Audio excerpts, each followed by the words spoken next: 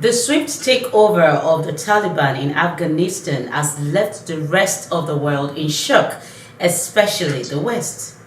In this special series, we will be looking at different aspects of the impact this unforeseen act will have on the Committee of States and the Afghans in particular. Hello and welcome. I am Olujoke Mosako on Let's Talk. The focus on this episode of is Taliban takeover. Who bears the brunt? Taliban takeover. Who bears the brunt? I have to emphasize that. My guest is Mr. Salis Muhammad Abdulsalam. He is a reality speaker, convener movement for the rights of Al-Majri child, Morak. Please stay with us.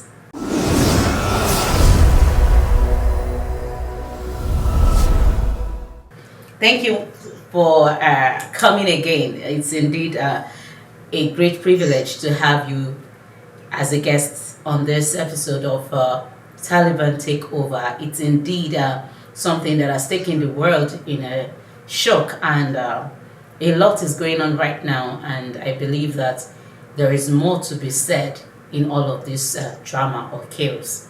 Welcome once again. Thank you very much. You forgot to mention that I am the CEO, Displaced Women and Children Foundation too. Okay, so he's also the CEO of Displaced Women Foundation. So he has so much to actually talk about, and I'm sure he's a stakeholder in this issue too. All right, so as we move on, when you heard of the rapid takeover of Kabul in Afghanistan, what went through your mind? Well, basically, talking about bearing the brunt, you look at it from the domestic. What I mean by domestic, that is within Afghanistan, and then you look at the international implication. So the brunt will not only be internal, but it will also be external. Now, internal, we're talking about a regime that is ideology driven. When you have a government that is ideology driven, you have tendencies of extreme, character. Now, extreme character here, the brunt will be on gender issues. Where do you place women? The brunt will be on systemic issues, because you're talking about people who do not share in that ideology. What happens to them in the event that they are ideologically driven by Islamic extremism? What happens to those that are not Christians? I mean, they are not Muslims. We're talking about people of other faith other than Islam.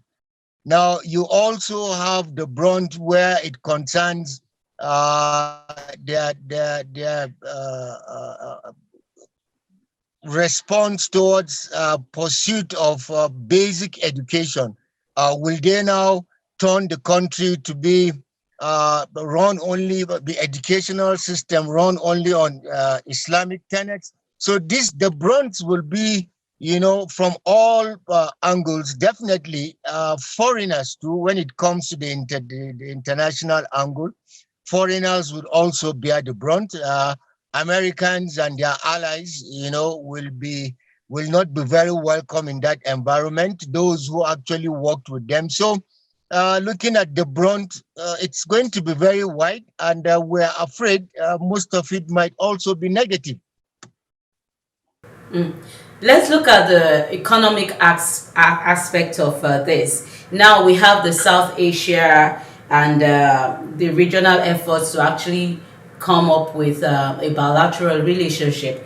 And now that this has happened, could Taliban rule disrupt regional efforts to enhance economic connectivity between South and Central Asia, since they belong to the same kind of continent?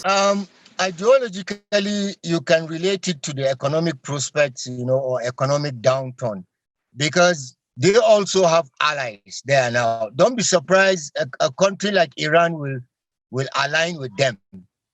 You understand? And that immediately puts Saudi Arabia at the opposite end. So you're going to have those kind of alignments that are going to either boost, or negatively affect the economy. So don't be surprised, Chad, Afghanistan, just to spite America, to be able to get that mineral resource. I'm trying to think of the name. It is required as a major component for producing batteries. And so many cars are going to go that way if the earth wants to go green. So that economic advantage is there. But other than that, we will see how many countries in Asia would want to wholly embrace the new Taliban regime, and those who will not want to embrace the Taliban regime. Because first and foremost, we have to take into cognizance the new power they have. The Taliban regime is not the same with the Taliban regime, in 1982. It wasn't a regime, but they had the backing of the Afghan government had the backing of Russia, as it were, USSR. At the time, Reagan, I think in '83, was even mocking Russia for their inability to do the same thing America has failed to do now. So economically, there will be, the positive and the negative side. Let us see, how many countries will embrace them.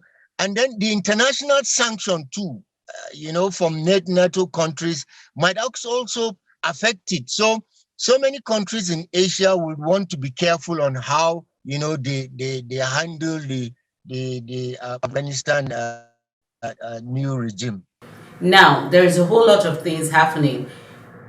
Looking at the effort of the United States government in ensuring that there is sanity in the nation, what would you say to the impact that was made in 20 years and was flushed down the drain in less than a week?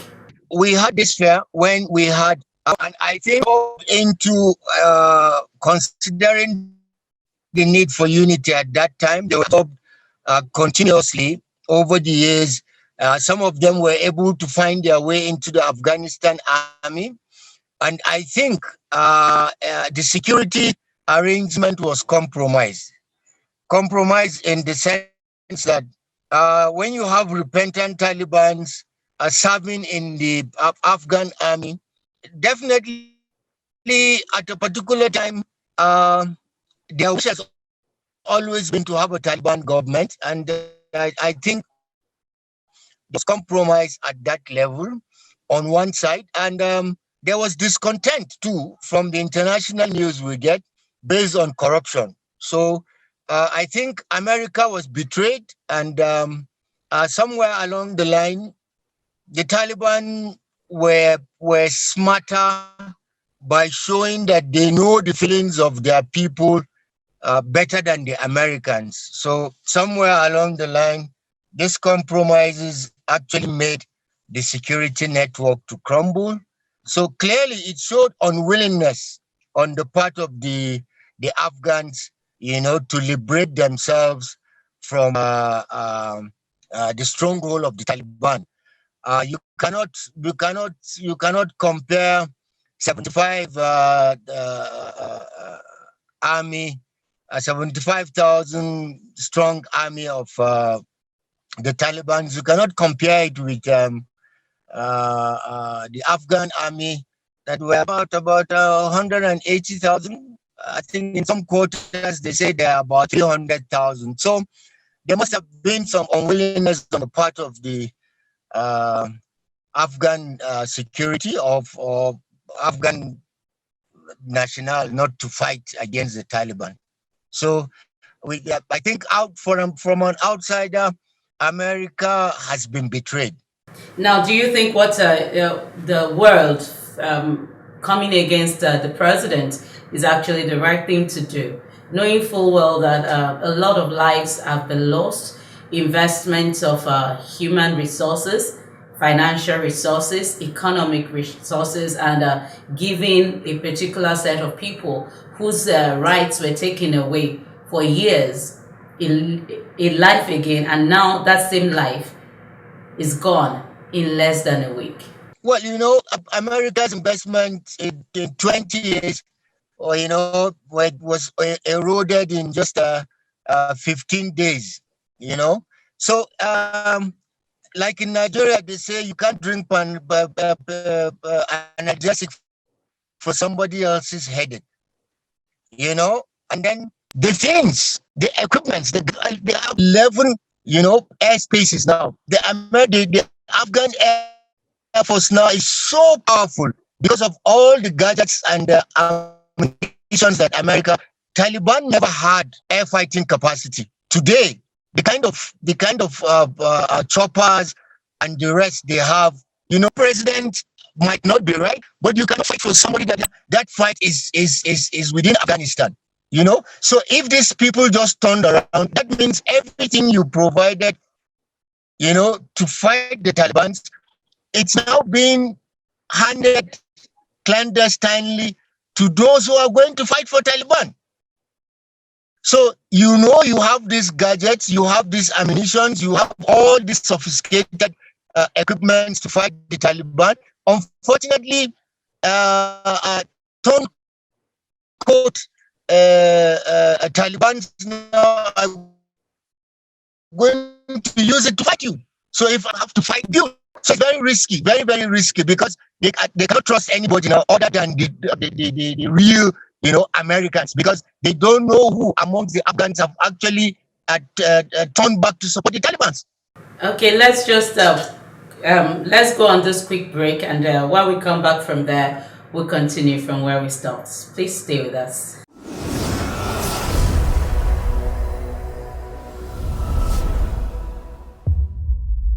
Hi everyone, my name is Essay, and I'm here to talk to you about Let's Talk. It's a show on DNT Walk, which is DNTWOK. It's a very inspiring show, very informative. You will learn a lot on this show. So I invite you to please join DNT Walk, like, subscribe, and share with everyone you know.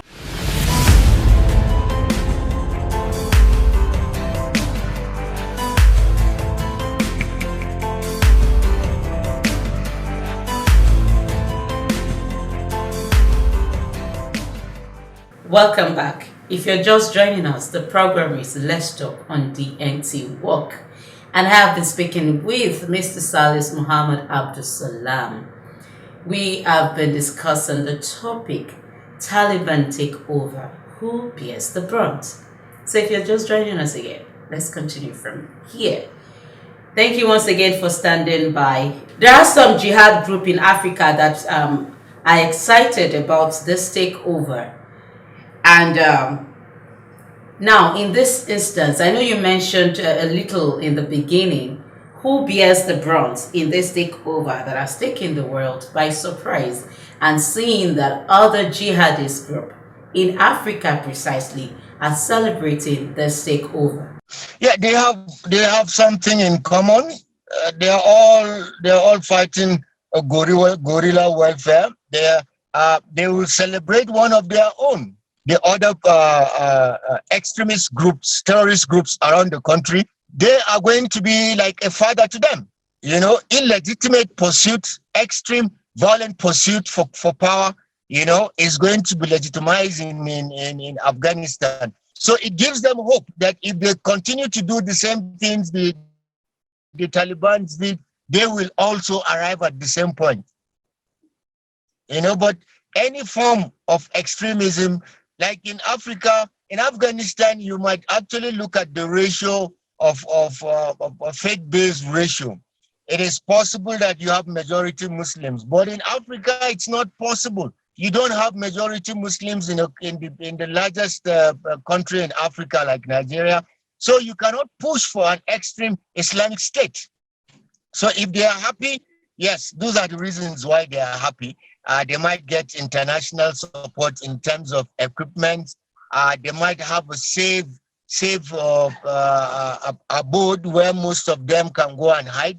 Don't forget that it is for terrorist activities that America went to Afghanistan, not necessarily to go and form a government for them.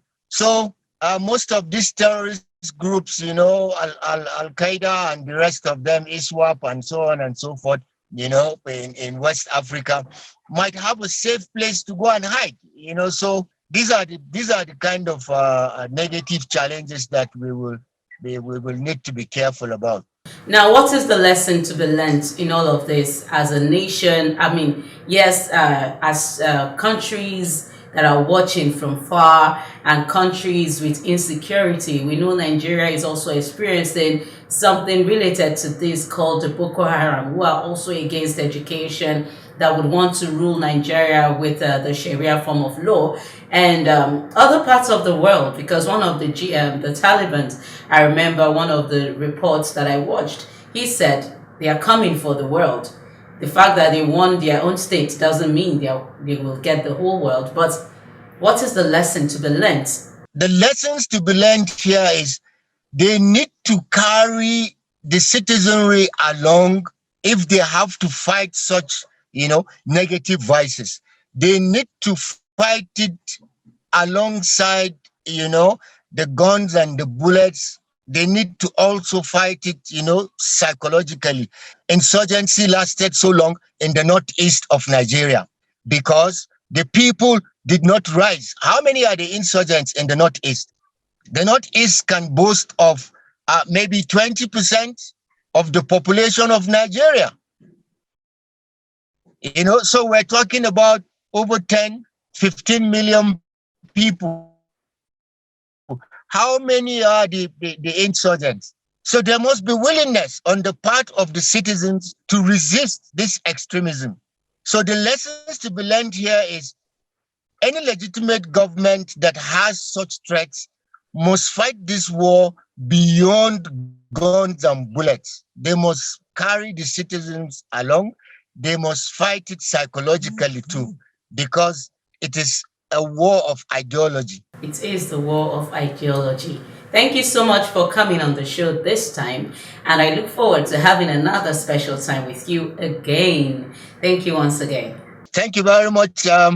My pleasure all the time. My pleasure. Thank you very much. You're welcome. And to you out there, thank you too for being part of the show.